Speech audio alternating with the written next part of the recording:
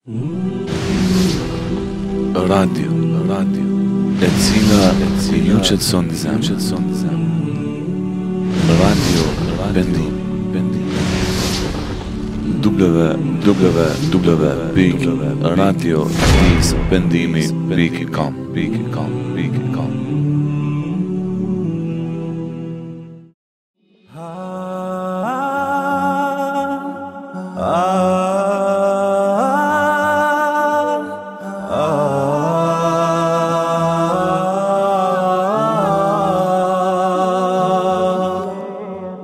Sa mëkatet I kam ba, jo nuk mundem ti numroj, ta ja besën ja Allah. Po, të ndëruar dëgjues të Radio Pendimit, të vëllezër dhe motra, përshëndetje me selamu alaikum rahmetullahi ve berekatuhu. Pra, siç e dini, jemi këtu në Gjenev, në Zvicër, të konferenca islame vjetore, organizuar nga Islamische Zentralrat apo shkurtimisht IZRS. Pak ma herët e ndëgjuat hoxhën e nderuar Fadil Musliu dhe tash për momentin është një kohë e pushimit ku edhe shumica edhe mund të falin kohën e namazit. Dhe këtu afër meje është hoxha e nderuar Fadil Musliu, besoj që është I mirënjohur tek ju në emisionet e tija që I ka në Radio Pendimi, ligjërata dhe kështu me radhë. Dhe hoxhën e përshëndesim me Assalamu alaikum rahmetullahi ve berekatuh.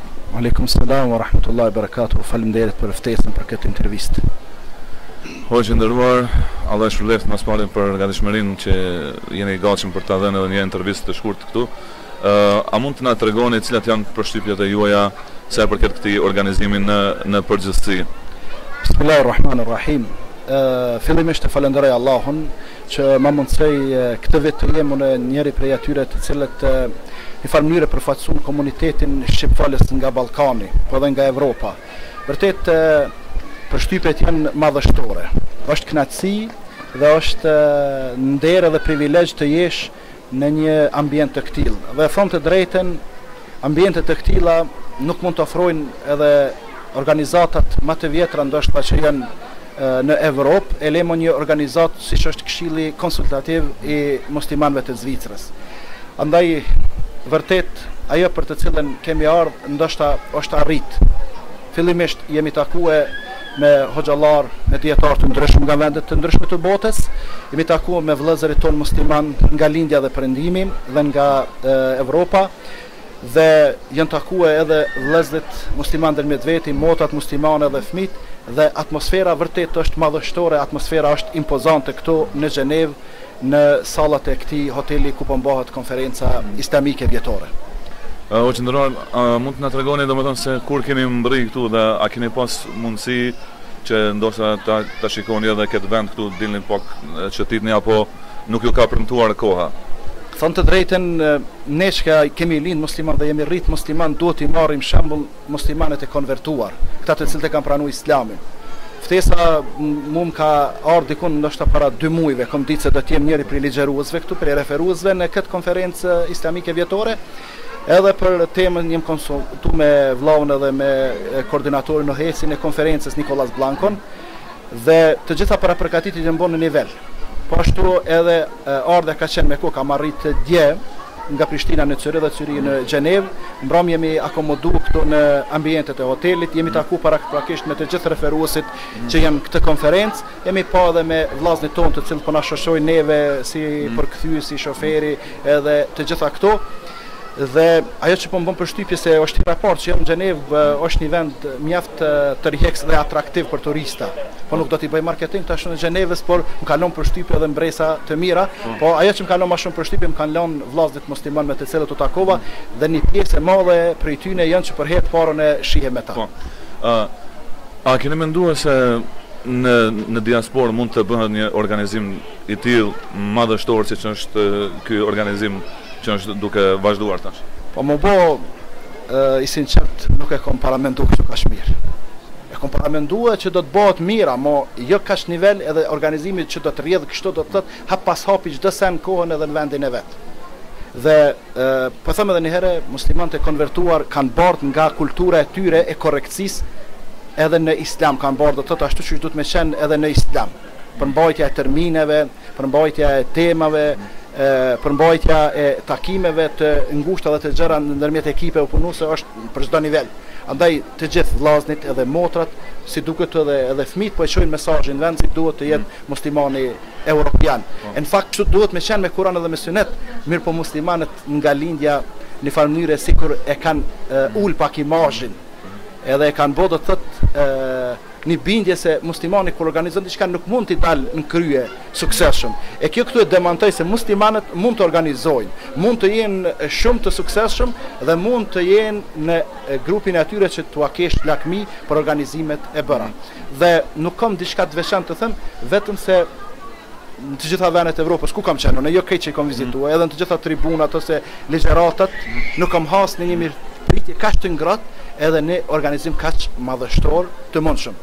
Dhe kjo është arrit fal sinqeritetit edhe fal seriozitetit të organizatorëve. Hoxhë nderuar, na e dim që tash sidomos kohën e fundit ose muajt e fundit keni dalur shpesh në diasporë, keni qenë në Gjermani, keni qenë në Zvicër, edhe në Suedi, edhe në Danimark. Dhe tash më në Zvicër, a do të jetë kjo fundit apo do të jeni edhe diku tjetër sa i përket Zvicrës? Në bazë të agjendës që kam përgatit vllaznit ton, ne do të kemi edhe një takim me vllaznit ton në Francë, në Grenoble, me një grup të vllaznive, një ligjërat, pastaj do të themi edhe ka Zvicra, do të vizitojmë edhe disa qytete dhe xhamia të tjera dhe për 4-5 ditë do ta shfrytëzojmë maksimalisht në bazë të aftësive dhe mundësive që kemi. Edhe sigurisht edhe në Austri do t'jeni në muajin janar inshallah. Austria është e veçantë për mua sepse aty kemi filluar mas pari me juve, me radion, aty kemi filluar me vllazët nga xhamia Imam El Bukhari. Dhe sado këto organizime që janë mallshtore, prapë Austria ka një vend posaçë në zemrën time, atje do të jemi inshallah më vonë në muajin tjetër, pritën organizime të tjera që ju do t'i paralajmëroni sigurisht. Edhe atje do të vizitojmë Vienën, Linzin, po edhe qytete të tjera. Edhe besojmë që ta shfrytëzojmë maksimalisht kohën që kemi në dispozicion sepse ditët dhe netët po ecin, ne nuk po punojmë sa duhet, të tjerët po na kalojnë me punë, andaj neve na do të pak të punojmë sepse jemi në hak, në të vërtetën, të tjerë do të më punu pak më shumë për menazonë, se nuk janë sikur ne të njëjtën vi, dhe shpresoj edhe besoj që organizimet të këtilla do të mbahen pasi që janë tradicionale. Dhe nëse më lejohet tash për fund edhe me i falenderu organizatorët të gjithë ata prej vllaut ton Nikolas Blankos Abdullahut, edhe të tjerët, po edhe vllaznit ton që janë nga Kosova, që kanë qenë kraj djathtë i tij në këto organizime, ti falenderoj nga zemra për punën e shkëlqyer që kanë bërë. Po ashtu të mos harroj të falenderoj edhe radion ton, radion e dëgjuesve të Evropës, po edhe të Ballkanit, Radio Pendimin, që po mbulon me korrektësi edhe me seriozitet çdo aktivitet të muslimanëve kudo që gjenden, edhe ty Allah të shpërblet, edhe ju po e bëni punën sepse nuk është lehtë me ardhur me qindra kilometra, herë në këtë cep të Evropës, herë në atë cep të Evropës, herë në Ballkan edhe atje, po kjo arrihet në bazë të imanit. Se shumë kush pyet çish po arrin muslimanët me lëviz, çish po arrin hoxhallarët, çish po arrin vllazën e Radio Pendim apo dikun tjetër. Po kjo krejt me iman shkon. Imani, besimi i rrezon edhe kodrat. Po kur s'ke iman besim edhe në asfalt dalin kodrat të cilat s'mundesh me i kaluar. Allah i shpërblet të gjithë. Amin, hoxhë nderuar, Allah të shpërblet që gjetë kohë për ta mbajtur edhe këtë intervistë të shkurtër. Nëse ke diçka përmeshtuar, ndoshta një mesazh të fundit, urna. Allah i shpërblet edhe juve për këtë intervistë mas referimit që e pata. Dhe kisha mështuar edhe më thon të gjithë atyre dëgjuesve që po na dëgjojnë apo edhe ata që na shohin se kjo po incizohet, le të marrin mësim për këtë organizim.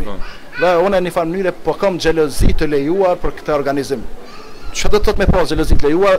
Kam xhelozi që edhe neve të na mundson Allah subhanahu wa taala në vendet e Ballkanit në takim rajonal të takohen muslimanë nga Kosova, Shqipëria, Maqedonia, Mali, po pse edhe nga Bosna dhe vendet e tjera të Ballkanit. Dhe kur këta ja kanë dalë që në vende të Evropës, edhe kur shpenzimet janë enorme, do të thotë më të larta, atëherë ne muslimanët e Ballkanit kemi mundësi edhe hapësirë për të bërë organizime të këtilla të ngjashme. Allah ju shpërblet. Amin. Selam aleikum. Aleikum selam wa rahmatullahi wa barakatuh. Falenderojmë shumë hoxhën e nderuar Fadil Musliu.